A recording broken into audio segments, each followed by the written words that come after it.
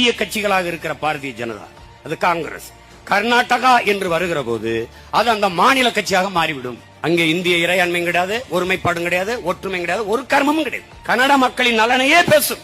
ஒரு சொட்டு தண்ணி தர முடியாதுங்க.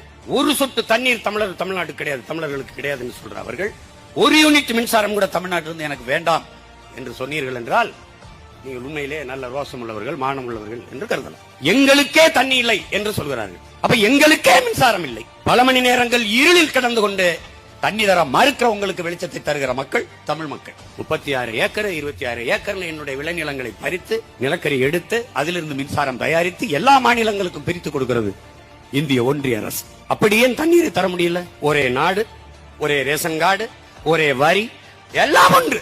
கன்னியாகுமரி இருந்து காஷ்மீர் வரைக்கும் ஒரே ரோடு. ஏன் ஒரே தண்ணி இல்ல?